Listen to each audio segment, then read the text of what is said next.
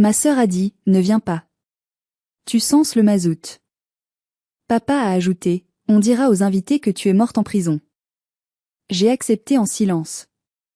Mais le matin du mariage, 50 appels en absence de ma mère.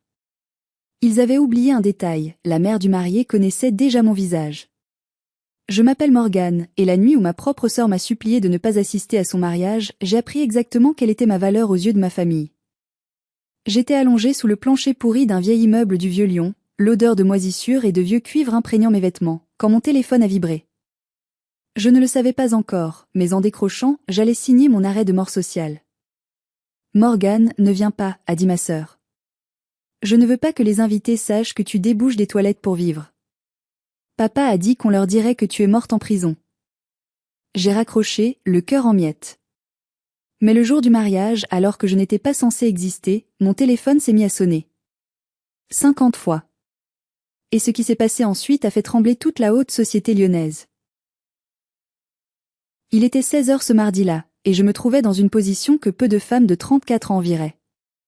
J'étais coincée dans l'espace exigu d'un vide sanitaire, une clé à molette serrée dans ma main droite, essayant désespérément de colmater une fuite sur une canalisation principale avant que le sous-sol de ma cliente ne se transforme en piscine olympique. Il faisait un froid glacial, ce genre de froid humide qui s'infiltre sous votre combinaison de travail et se loge directement dans vos os. Mes jointures étaient écorchées, mes cheveux étaient probablement couverts de toiles d'araignée, et je sentais le mastic et la sueur froide. C'est là, dans l'obscurité, éclairé seulement par le faisceau tremblant de ma lampe frontale, que mon téléphone a illuminé la poche de ma salopette. Le nom Mélina clignotait sur l'écran fissuré. Mon cœur a fait un bond. Mélina. Ma petite sœur. Ma petite princesse. Elle devait se marier samedi, dans 4 jours à peine. J'ai supposé qu'elle appelait pour une urgence de dernière minute concernant sa robe, ou peut-être qu'elle avait besoin que je vienne régler un chèque pour le traiteur, comme je l'avais fait tant de fois par le passé. J'ai essuyé mes doigts graisseux sur mon pantalon, laissant une trace noire sur le tissu bleu marine, et j'ai décroché. Allô, Mélina? Tout va bien? Ai-je demandé, ma voix résonnant étrangement dans l'étroitesse du vide sanitaire. Tu as besoin de quelque chose? Il y a eu un silence à l'autre bout du fil. Pas le silence d'une mauvaise connexion, mais un silence lourd, chargé, comme l'air avant un orage violent. J'entendais une musique douce en fond, des bruits de verre qui s'entrechoquent, des rires polis. Elle n'était pas en panique. Elle était dans un autre monde. Morgane, a-t-elle finalement dit. Sa voix était tendue, basse, comme si elle couvrait le combiné avec sa main manucurée pour ne pas être entendue. Il faut qu'on parle. Maintenant. Je t'écoute, ai-je répondu, en me redressant autant que l'espace le permettait, me cognant la tête contre une poutre. Qu'est-ce qui se passe? C'est à propos de samedi, a-t-elle lâché. Elle a pris une inspiration tremblante. Je pense qu'il vaut mieux que tu ne viennes pas. J'ai cligné des yeux, essayant de comprendre. Que je ne vienne pas où? Au dîner de répétition? Non, Morgane. Au mariage. Je ne veux pas que tu viennes au mariage. Le temps semblait s'être arrêté dans ce sous-sol humide. L'eau qui gouttait du tuyau au-dessus de moi semblait tomber au ralenti. Ploc. Ploc. Ploc. Pardon, ai-je soufflé, un rire nerveux montant dans ma gorge. C'est une blague, c'est ça? Tu es stressée. C'est le stress de la mariée.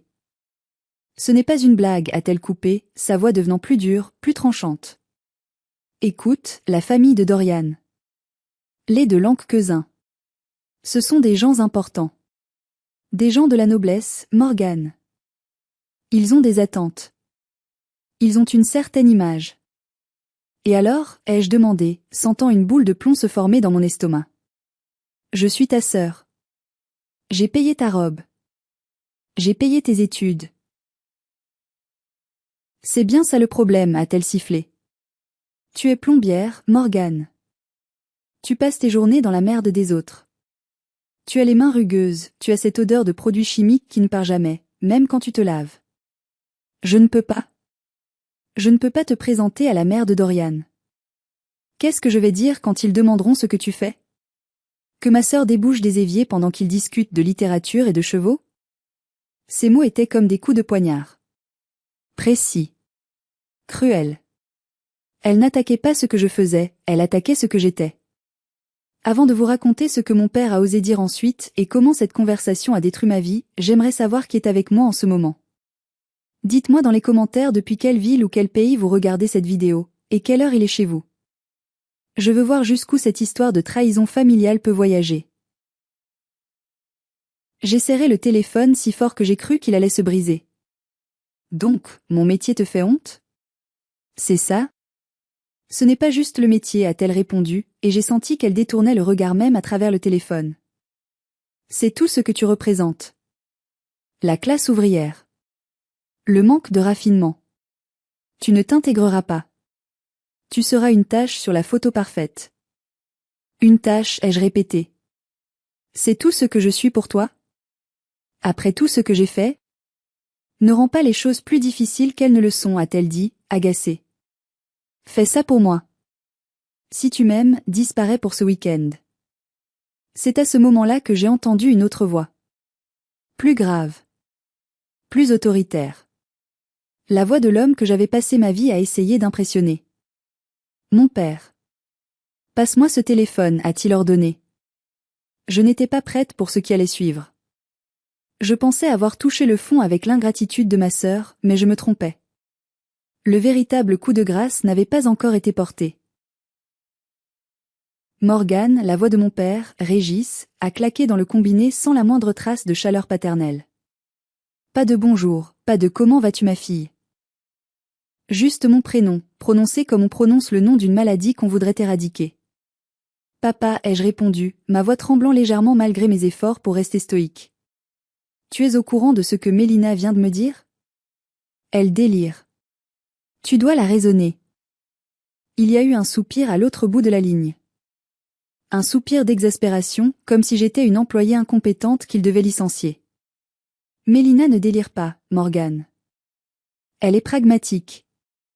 Et pour une fois, je suis d'accord avec elle.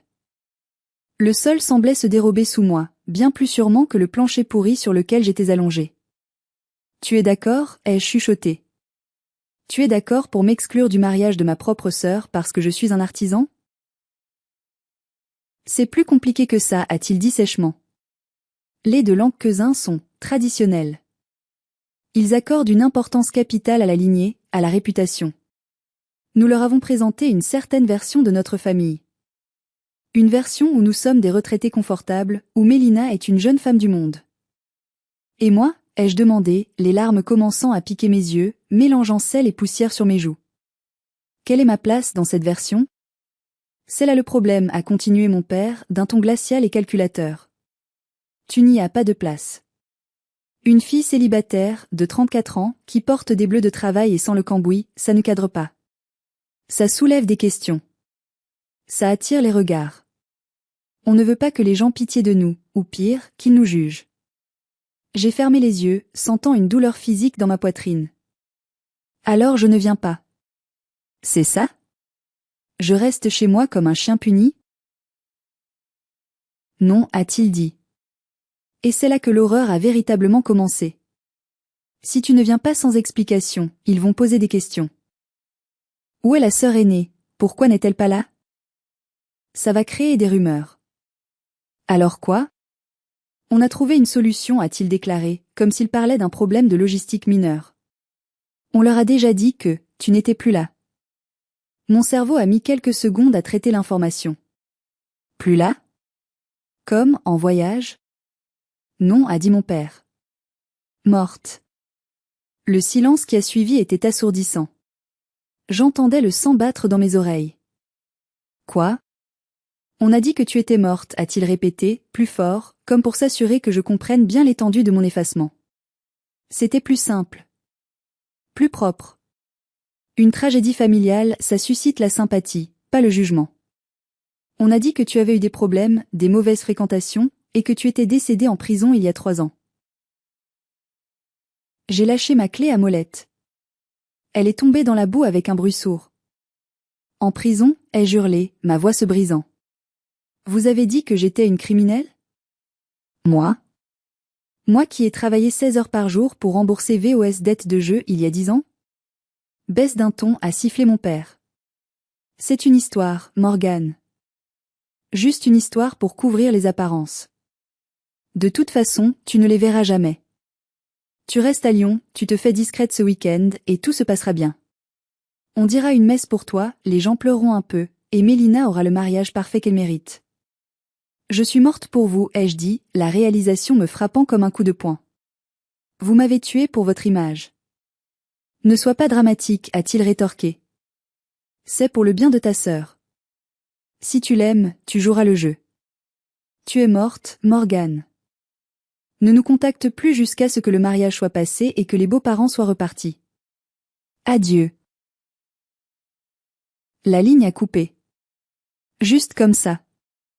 Je suis restée là, dans le noir, le téléphone encore collé à mon oreille. Je ne pleurais pas. J'étais au-delà des larmes. J'étais dans un état de choc absolu. Mes parents, ceux pour qui j'avais sacrifié ma jeunesse, mes économies, ma vie personnelle, venaient de m'enterrer vivante. Ils avaient préféré faire de moi une criminelle décédée plutôt que d'admettre que leur fille gagnait sa vie honnêtement avec ses mains. J'ai regardé mes mains. Elles étaient sales, oui. Elles avaient des callosités. Elles avaient des cicatrices de brûlures et de coupures. Mais c'étaient des mains qui avaient construit, réparé, soutenu. Et maintenant, elles tremblaient de rage. Si vous étiez à ma place, à cet instant précis, qu'auriez-vous fait? Auriez-vous accepté de jouer le rôle du fantôme pour protéger votre famille, ou auriez-vous tout brûlé sur votre passage? Dites-moi dans les commentaires ce que vous feriez face à une telle trahison. Je me suis relevée, j'ai ramassé mes outils. Je n'étais pas morte. J'étais bien vivante. Et la douleur commençait à se transformer en quelque chose de beaucoup plus dangereux, une froide détermination. Ils voulaient que je sois un fantôme? Très bien. Mais ils avaient oublié une chose, les fantômes ont la fâcheuse habitude de venir hanter ceux qui les ont assassinés. Les jours qui ont suivi cet appel ont été comme une traversée du désert. Je me levais mécaniquement à 5 heures du matin, j'enfilais ma combinaison bleu marine brodée Morgane, chauffagiste et plomberie, et je partais affronter le froid de Lyon. Je me noyais dans le travail. J'ai accepté toutes les urgences, toutes les chaudières en panne, toutes les fuites impossibles. Mon associé, Yann, me regardait avec inquiétude, mais il ne posait pas de questions. Il voyait bien que quelque chose s'était brisé en moi, que je travaillais non pas pour gagner de l'argent, mais pour ne pas penser. Mais le soir, quand je rentrais dans mon appartement vide, le silence était insupportable. Alors, je faisais la seule chose que je m'étais juré de ne pas faire, je regardais mon téléphone. J'avais été bloquée par Mélina, mon père et ma mère sur tous mes comptes principaux. Comme si le fait de me bloquer numériquement rendait mon décès plus réel. Mais j'avais un vieux compte Instagram professionnel qu'ils avaient oublié. C'est par cette petite fenêtre numérique que j'ai assisté à mes propres funérailles sociales. Le mercredi soir, ils ont posté une photo depuis le restaurant Paul Bocuse, une institution gastronomique lyonnaise hors de prix. Sur la photo, mes parents rayonnaient, des verres de champagne en cristal à la main. Mélina était au centre, éblouissante, riant aux éclats avec Dorian, son fiancé. Ils avaient l'air si soulagés. Comme si un poids énorme avait été levé de leurs épaules. Mon absence était leur libération. J'ai zoomé sur le cou de Mélina. Mon sang s'est glacé. Elle portait le collier de perles fines de notre grand-mère. Ce collier, grand-mère me l'avait promis sur son lit de mort. Mais quand elle est partie, ma mère me l'avait emprunté pour le garder en sécurité. Je ne l'avais jamais revu. Et maintenant, il était là, autour du cou de la fille parfaite, celle qui était vivante aux yeux du monde. La légende de la photo disait, un dîner merveilleux pour célébrer l'amour. Une pensée émue pour notre ange gardien qui nous regarde de là-haut. Tu nous manques, grande sœur. J'ai lu les commentaires. Des cœurs brisés. Des messages de condoléances. Courage Mélina, elle veille sur toi. Quelle tragédie, si jeune. La drogue est un fléau. Votre famille est si digne dans la douleur. Ils avaient non seulement menti, mais ils avaient construit toute une mythologie autour de ma déchéance supposée. J'étais devenu leur outil de marketing émotionnel. Mon passé trouble et ma mort tragique donnaient à Mélina une aura de survivante courageuse, et à mes parents l'image de saints martyrs qui avaient tout essayé pour sauver leur fille perdue. J'ai eu envie de hurler. J'ai eu envie de commenter, je suis à l'accent grave. Je suis vivante. C'est moi qui ai payé ce repas avec l'argent que vous m'avez emprunté le mois dernier. Mais je ne l'ai pas fait. Mes doigts tremblaient trop. Et une part de moi, cette part brisée et conditionnée depuis l'enfance à protéger Mélina, hésitait encore. Est-ce que j'avais le droit de détruire son bonheur? Est-ce que j'étais vraiment la méchante de l'histoire, celle qui ne pouvait pas juste s'effacer pour une fois? Je me sentais sale. Non pas à cause de mon métier, mais à cause de leurs mensonges qui collaient à ma peau comme une seconde couche de crasse. Le jeudi matin, Yann est entré dans l'atelier alors que je fixais le mur, les yeux cernés. Il a posé 2 cafés sur l'établi. « Tu as une mine affreuse, Morgane, a-t-il dit doucement. C'est ta famille, c'est ça? Le mariage? » J'ai hoché la tête, incapable de parler. « Ils ne t'ont pas invité, a-t-il deviné. C'est pire que ça, Yann, ai-je croassé. Pour eux, je suis morte. Littéralement. Ils ont dit à tout le monde que j'étais morte en prison. Yann, qui est d'habitude un homme calme, un ours mal léché au cœur tendre, a laissé échapper un juron violent. Il a frappé du poing sur la table. C'est monstrueux. Ils n'ont pas le droit. Ils l'ont fait, ai-je répondu. Et le pire, c'est que je les laisse faire. C'est à ce moment-là que mon téléphone a vibré. Un message. De ma mère. Je pensais qu'après l'appel de mon père, le silence serait total. Mais non, ils avaient encore besoin de s'assurer que le cadavre restait bien dans sa tombe. J'ai regardé l'écran. C'était une notification de virement bancaire, suivie immédiatement d'un SMS de ma mère, Bérangère. Virement reçu, 500 €. Le message disait, « Morgane, je sais que tu es blessée. C'est normal. Mais essaie de comprendre notre position. Voici un peu d'argent. Prends ton camion et va faire un tour dans le sud ce week-end. Va voir la mer, fais-toi plaisir. Considère ça comme un dédommagement.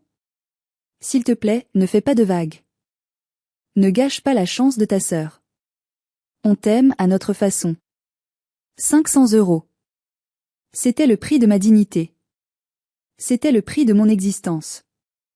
Ils pensaient vraiment qu'ils pouvaient acheter mon silence et mon effacement avec une somme qui ne couvrait même pas la moitié de ce qu'ils me devaient encore pour la réparation de leur toiture l'année dernière? On t'aime à notre façon. Cette phrase était la plus toxique de toutes. C'était une manipulation émotionnelle pure, enrobée de sucre. J'ai montré le message à Yann. Il a lu, ses sourcils se fronçant de plus en plus jusqu'à former une ligne noire au-dessus de ses yeux. C'est une blague, a-t-il grondé. Il te traite comme une prostituée qu'on paie pour qu'elle parte après l'acte. Tiens, prends ça et disparais point. C'est ma mère, ai-je murmuré, essayant de trouver une excuse, n'importe laquelle, pour ne pas avoir à affronter la réalité brute de leur mépris. Ce n'est pas une mère, a tranché Yann. Une mère ne vend pas son enfant pour un titre de noblesse par alliance. Morgane, réveille-toi. Ils ne te respectent pas. Ils ne t'ont jamais respecté. Ces mots m'ont frappé. Il avait raison. J'avais passé ma vie à essayer d'acheter leur amour. En étant la fille sage, la fille forte, celle qui répare tout, celle qui paie tout. J'avais cru que si je travaillais assez dur, si je réussissais assez bien dans mon entreprise, ils finiraient par être fiers de moi. Mais peu importe combien de tuyaux je réparais, peu importe combien d'argent je gagnais, je resterais toujours l'ouvrière à leurs yeux. Celle qu'on cache. Une rage froide a commencé à remplacer la tristesse. J'ai pris mon téléphone et j'ai tapé une réponse. Mes doigts ne tremblaient plus. Garde ton argent, maman.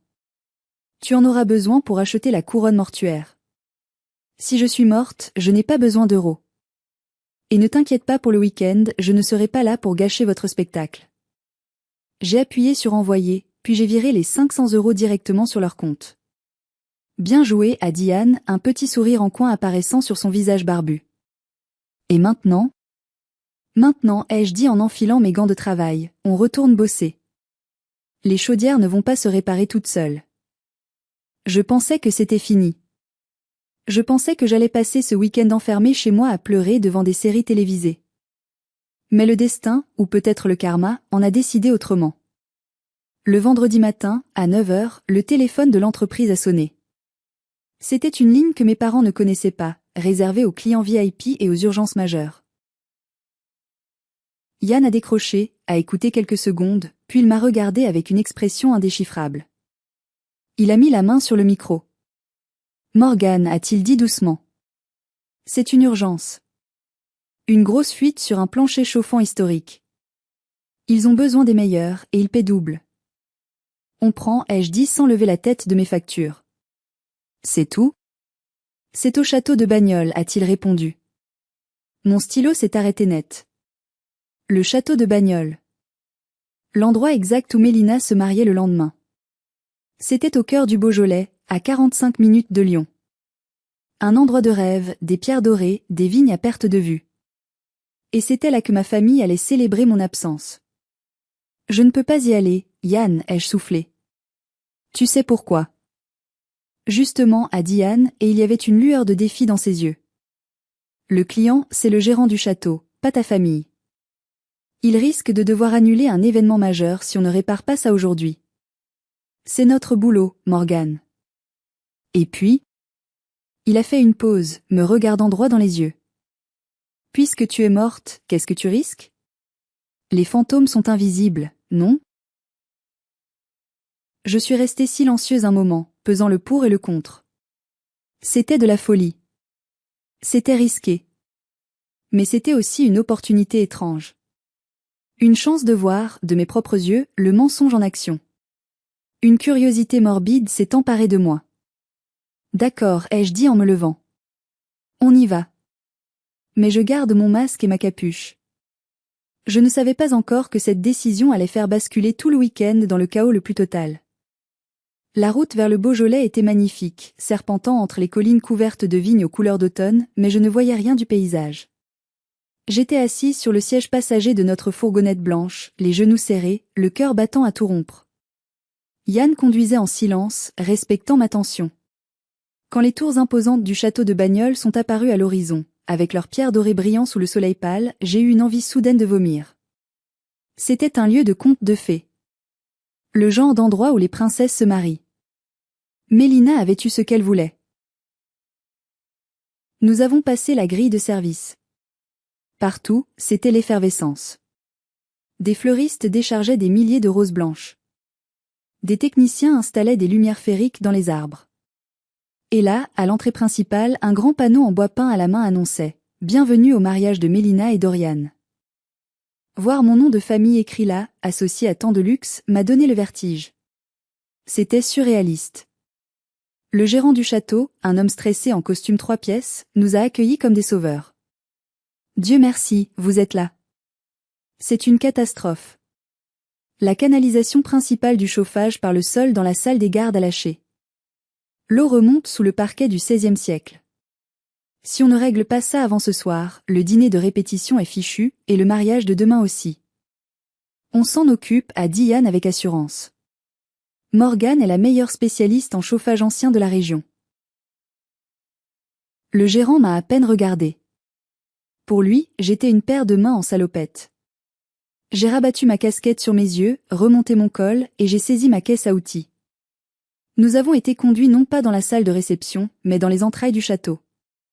Les sous-sols, les caves voûtées, là où la machinerie complexe maintenait l'illusion de confort pour les étages supérieurs. C'était mon monde. L'envers du décor. Pendant 4 heures, nous avons travaillé d'arrache-pied. C'était un travail difficile, chirurgical. Il fallait couper l'eau, localiser la fuite précise sans détruire le plafond de la cave, souder, remplacer. J'étais dans mon élément. La concentration m'a aidé à oublier que ma famille était probablement juste au-dessus de ma tête, en train de siroter des cocktails.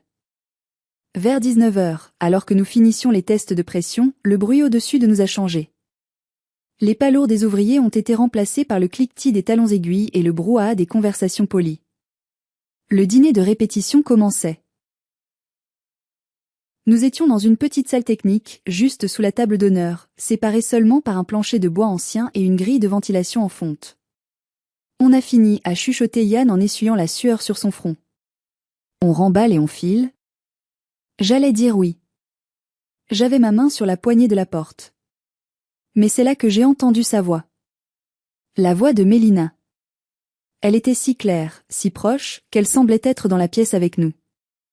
Le son voyageait parfaitement à travers le conduit d'aération.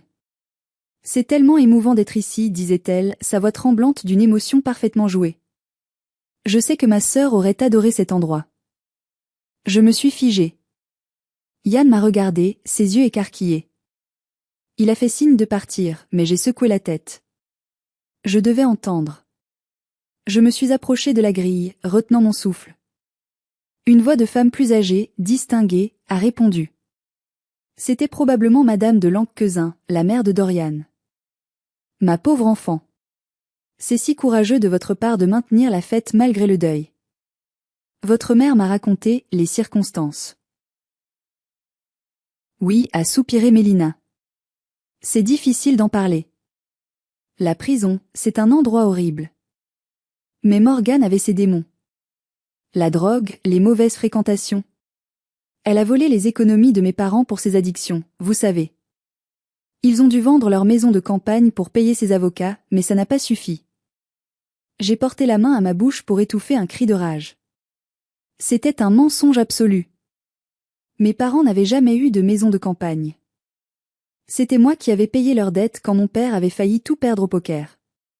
C'était moi qui avais travaillé nuit et jour pour qu'ils gardent leur appartement. Quelle tragédie, a dit la voix d'un homme, sans doute le père de Dorian. Mais cela montre votre force de caractère, à vous et vos parents. Avoir surmonté cette honte et cette ruine financière. Vous êtes des gens résilients. C'est pour cela que je suis heureux d'investir dans le projet de votre père. Il mérite une seconde chance après ce que cette fille ingrate lui a fait subir. Tout s'est éclairé d'un coup. Ce n'était pas seulement de la honte sociale. C'était une escroquerie.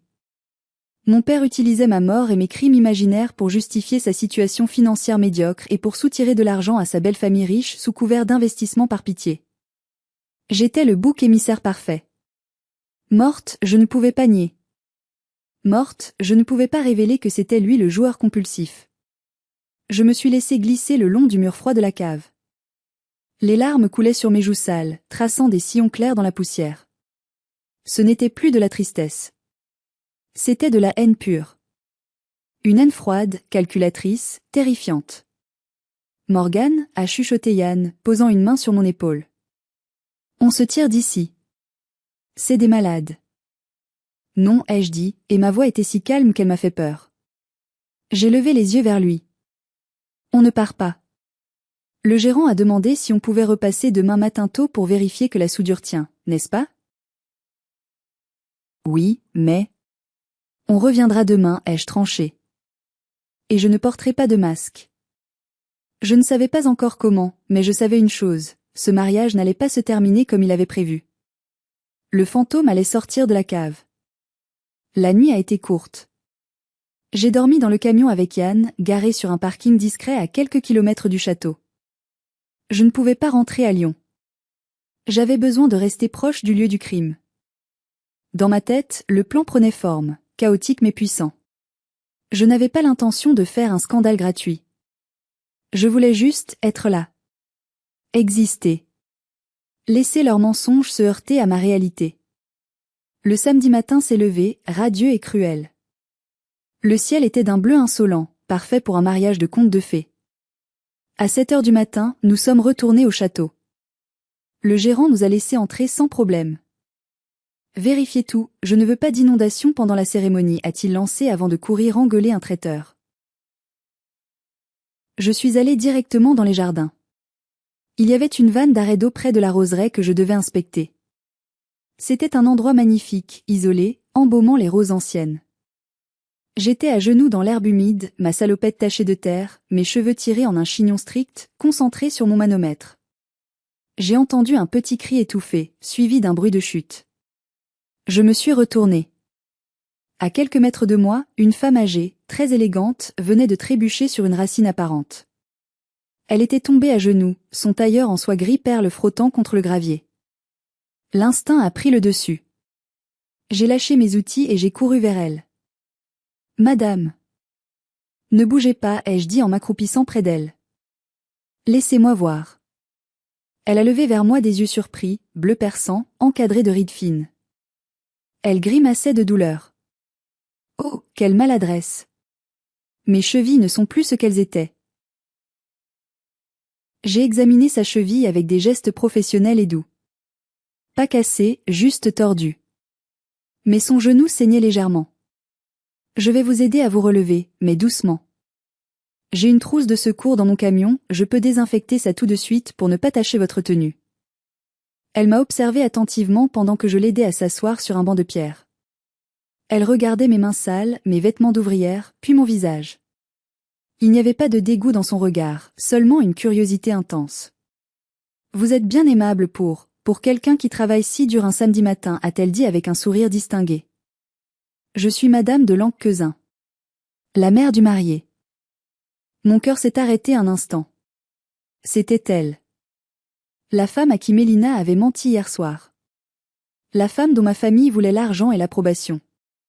J'ai sorti une lingette antiseptique de ma poche, des formations professionnelles, j'en ai toujours, et j'ai tamponné délicatement son genou.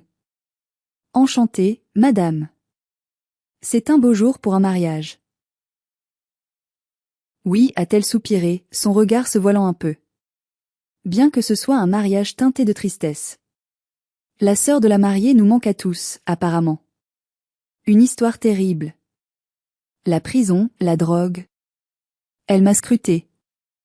Vous avez quel âge, mademoiselle ? 34 ans, ai-je répondu automatiquement.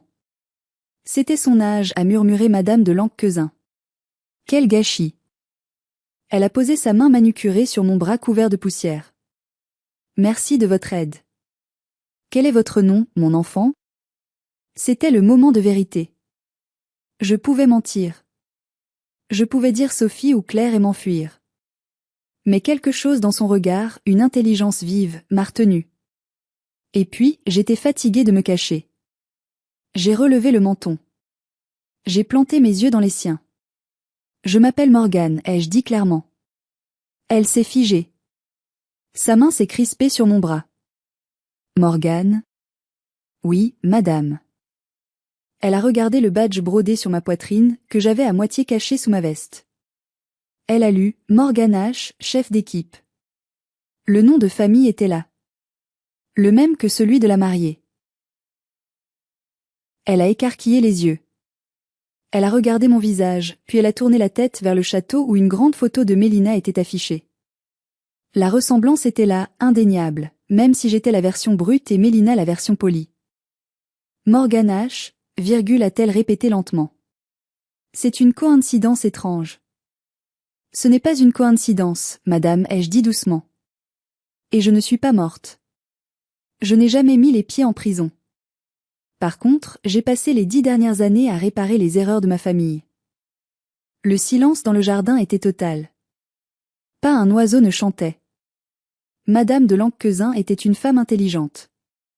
Je voyais les rouages de son esprit tourner à toute vitesse, connectant les points, les incohérences dans les récits de mes parents, l'absence de photos de la défunte, et cette femme bien vivante, articulée et travailleuse devant elle. Elle s'est redressée. Son expression de douleur a disparu, remplacée par une rigidité aristocratique. Aidez-moi à me lever, a-t-elle ordonné. Et racontez-moi tout. Je déteste qu'on me prenne pour une imbécile. Je ne savais pas si j'avais trouvé une alliée ou si je venais de signer mon arrêt de mort définitif, mais j'ai parlé. J'ai tout dit, en 5 minutes chrono, pendant que je la raccompagnais vers l'entrée latérale. Quand je l'ai laissée, elle ne m'a rien promis.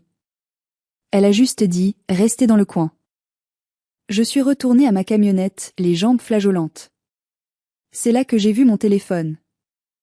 Il était en train d'exploser. Je me suis assise sur le siège conducteur, fermant la porte pour étouffer le bruit du monde extérieur. Mon téléphone vibrait sur le tableau de bord comme un animal pris au piège. L'écran s'allumait, s'éteignait, s'allumait encore. 52 appels en absence. 20 messages. Maman. Papa. Mélina. Maman. Maman. Papa. Il savait. Quelqu'un m'avait vu. Ou peut-être que madame de Lanquezin avait déjà posé une question piège à l'intérieur. J'ai ouvert un message de ma mère. Tu es au accent grave ? Le gérant a dit qu'une plombière nommée Morgane est sur le site. C'est toi ? Dis-moi que ce n'est pas toi. Pars immédiatement. Si tu te montres, je jure que je...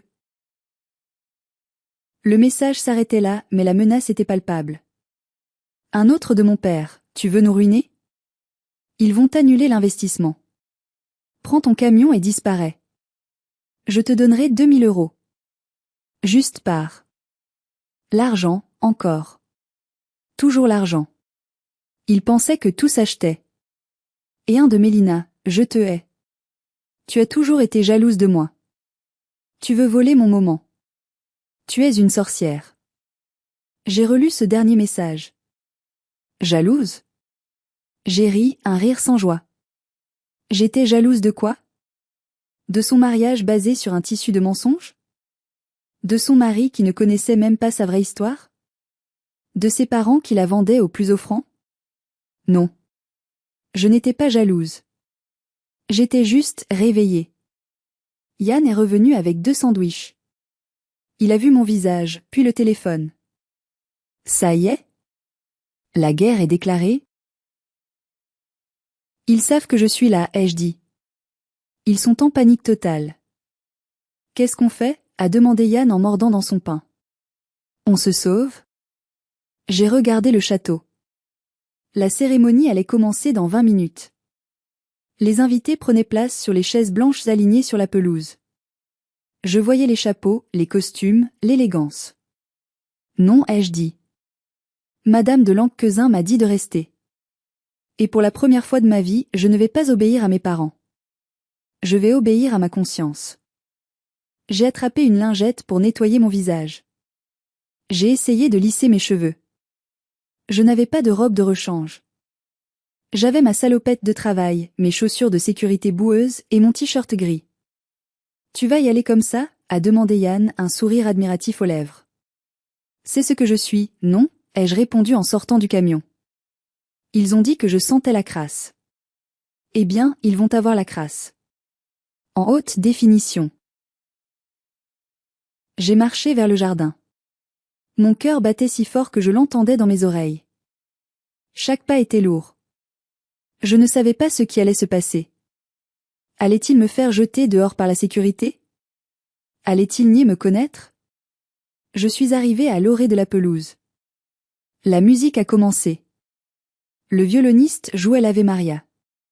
C'était sublime. Tout le monde s'est levé. Mélina est apparue au bras de mon père. Elle était magnifique, il faut l'admettre. Une vision en dentelle blanche. Mon père avait l'air fier, le torse bombé. L'image parfaite de la réussite et de la respectabilité. Ils ont avancé vers l'autel. Et moi, j'ai avancé aussi. Pas par l'allée centrale, mais par le côté, longeant les rangées d'invités, restant visible mais en retrait, près de la zone technique. Je voulais juste voir. Je voulais voir s'ils auraient l'audace de continuer la mascarade en me voyant là. Mélina est arrivée à l'autel.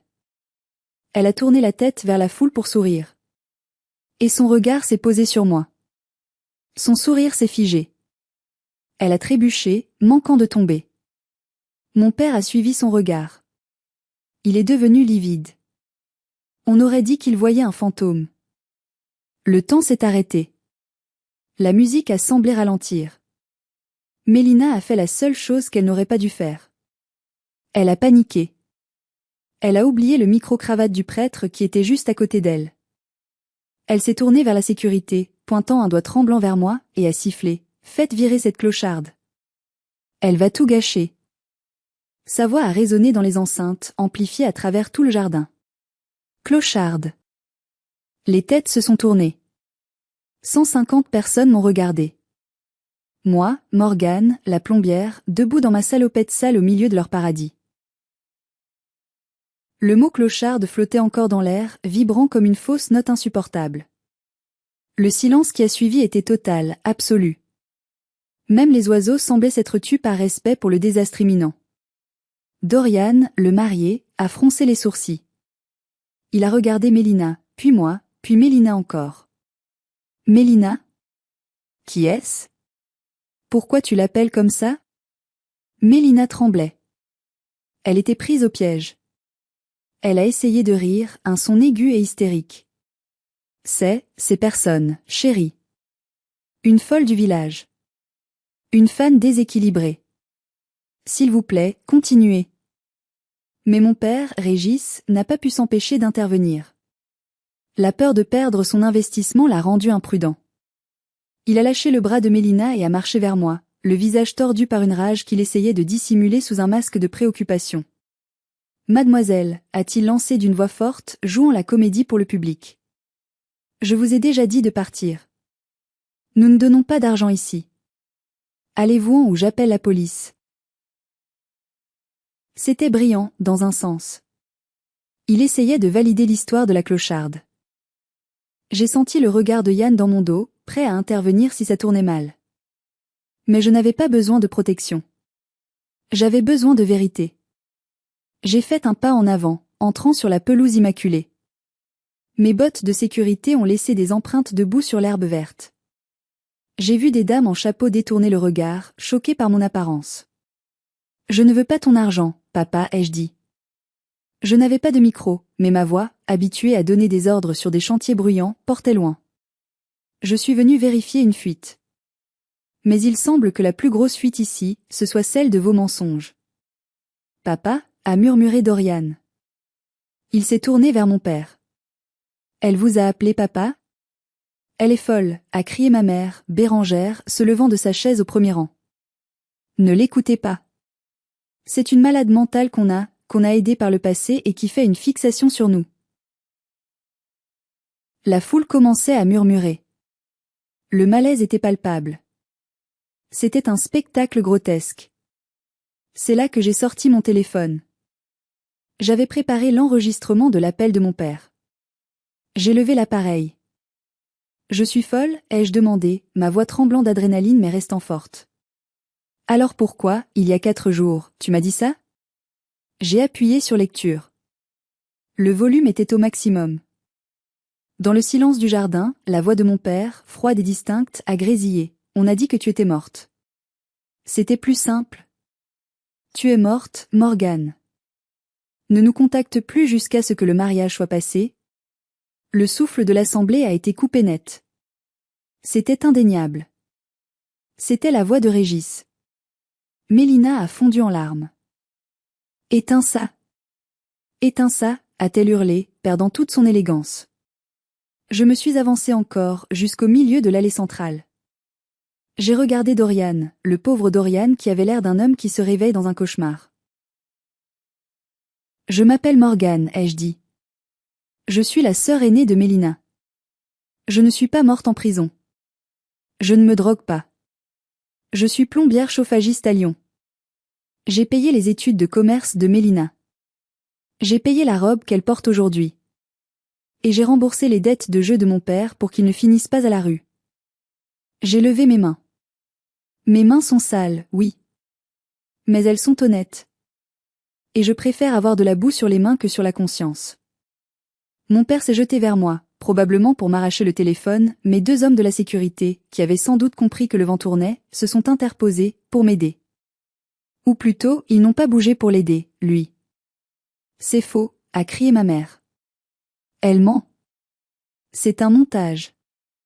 Soudain, un bruit de canne frappant le sol a résonné. Tac. Tac. Tac. C'était Madame de Lanquezin. Elle s'est levée, majestueuse, malgré son genou bandé sous son collant. Taisez-vous, a-t-elle dit.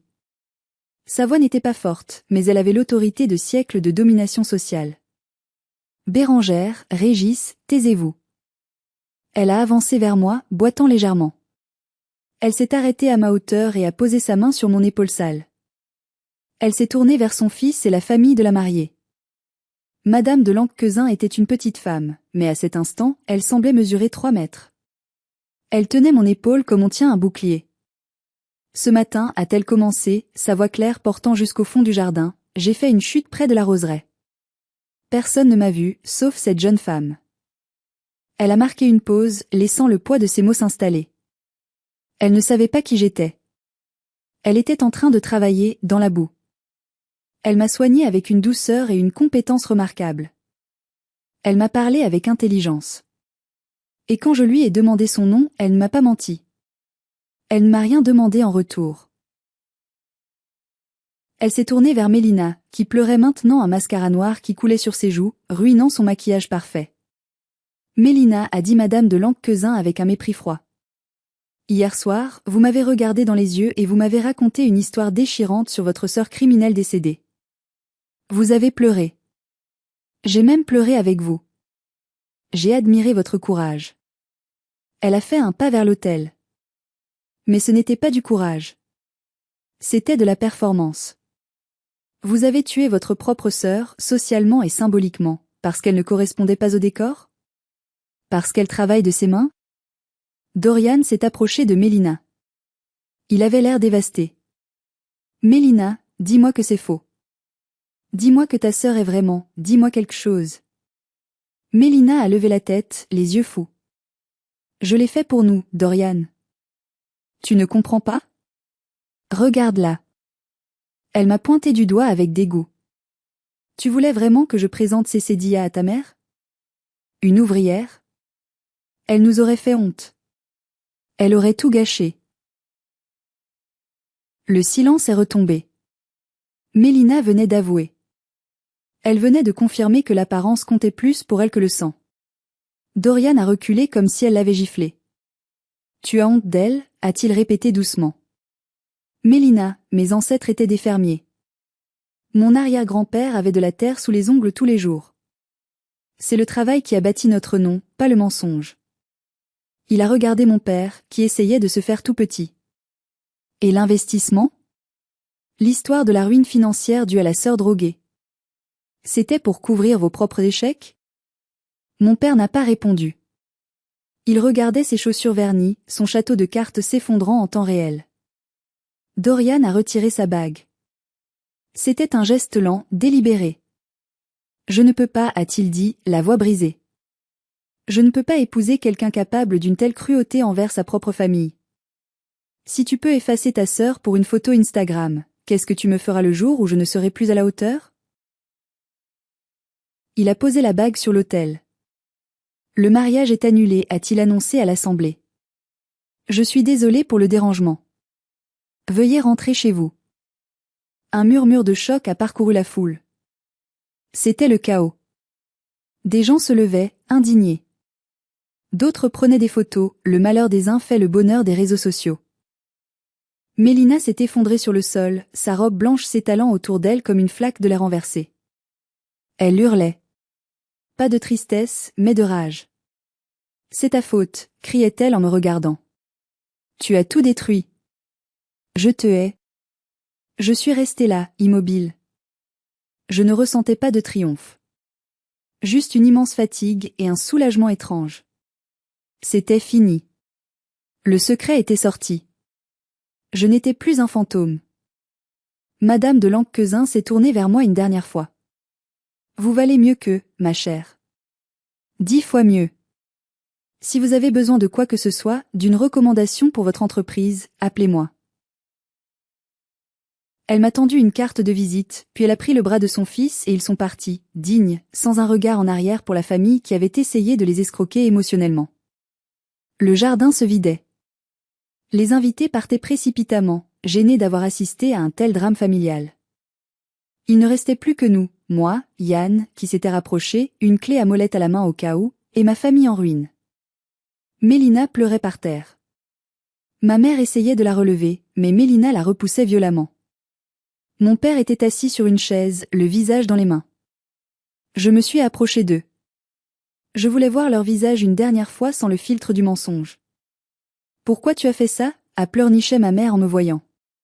On aurait pu tout arranger plus tard. Pourquoi tu es venue? Parce que j'avais un travail à finir, maman, ai-je répondu calmement. Une fuite à réparer. Et finalement, j'ai réparé bien plus que ça. J'ai réparé ma vie. Tu es contente? A craché Mélina, le mascara coulant sur son menton. Je n'ai plus de mari, plus d'avenir. Tout le monde va savoir. Tu as la vie que tu as construite, Mélina, ai-je dit. Tu voulais une vie de fausse apparence. Tu l'as eue. Ça a juste duré moins longtemps que prévu.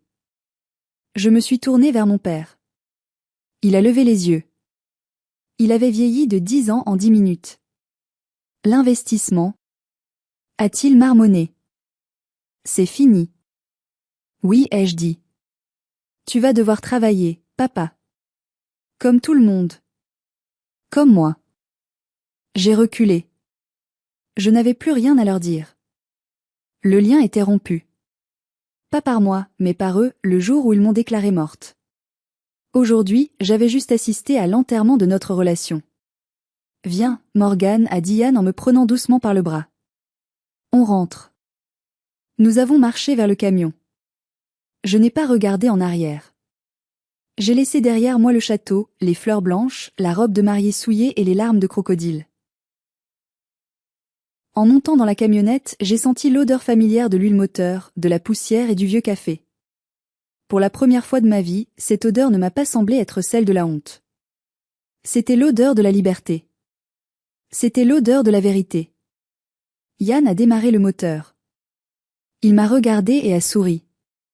Tu sais, tu étais sacrément impressionnante là-bas. Tu trouves, ai-je demandé, sentant un sourire tremblant monter sur mes lèvres. Ouais. La classe ouvrière a du style, finalement. Nous avons ri. Un vrai rire, libérateur, qui a chassé les derniers nuages de cette journée cauchemardesque. Sur la route du retour vers Lyon, mon téléphone a recommencé à vibrer. Mais cette fois, je n'avais pas peur de regarder. C'étaient des messages de cousins éloignés, d'amis de la famille qui étaient présents. La vérité se répandait comme une traînée de poudre. Morgane, c'est vrai ce que tu as dit ? On pensait vraiment que tu étais morte. Tes parents nous ont montré une fausse urne funéraire. Bravo pour ton courage. Le mensonge de mes parents s'était retourné contre eux avec une violence inouïe. Ils allaient devoir affronter le jugement de toute leur communauté. Ils allaient devoir expliquer pourquoi ils avaient tué leur fille.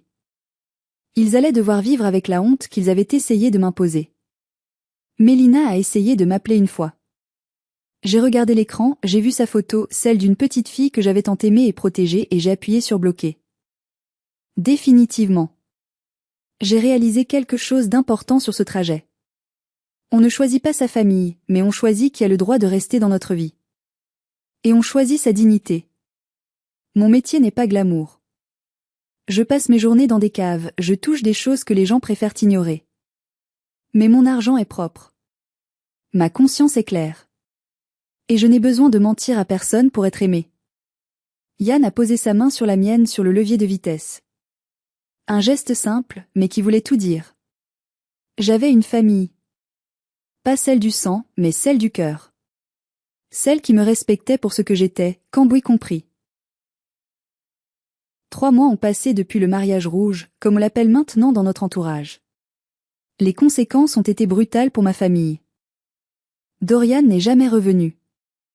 Il est parti en voyage humanitaire, loin de tout ça. Mélina a dû rendre la bague et vit à nouveau chez nos parents, dans leur petit appartement qu'ils risquent de perdre car mes parents n'ont plus personne pour éponger leurs dettes. J'ai entendu dire qu'elle travaille maintenant comme réceptionniste, un travail honnête qu'elle déteste, ironiquement. Quant à moi, mon entreprise n'a jamais aussi bien marché. Madame de Lanquezin a tenu parole. Elle nous a recommandé à tout son carnet d'adresses. Je suis devenue la plombière des châteaux. C'est drôle, non ? Les riches, les vrais, se fichent que vous soyez sale tant que vous faites du bon travail et que vous êtes honnête. Je n'ai plus jamais parlé à mes parents. Parfois, ça fait mal. Le vide est là. Mais c'est une douleur propre, comme une plaie bien désinfectée qui cicatrise, contrairement à la gangrène qu'était ma vie avant. Je suis toujours Morgane. Je suis toujours plombière. Et je suis fière. Alors, voici ce que je veux que vous reteniez de mon histoire. Ne laissez jamais, jamais personne vous faire croire que vous valez moins que parce que vous n'avez pas le même titre, la même voiture ou les mêmes vêtements. La valeur d'un être humain ne se mesure pas à la propreté de ses mains, mais à la propreté de son âme. Si votre famille vous demande de vous effacer pour briller, éteignez la lumière et partez. Vous méritez d'être vu. Vous méritez d'exister. Merci d'avoir écouté mon histoire jusqu'au bout. C'était dur de la raconter, mais c'était nécessaire. J'aimerais maintenant vous entendre. Avez-vous déjà vécu une situation où votre famille a eu honte de vous ? Avez-vous déjà dû couper les ponts pour sauver votre santé mentale ? Laissez un j'aime si vous soutenez les travailleurs honnêtes et partagez votre histoire dans les commentaires. Je les lirai tous. N'oubliez pas de vous abonner pour ne pas rater la prochaine histoire de résilience. Prenez soin de vous, et soyez fiers de qui vous êtes.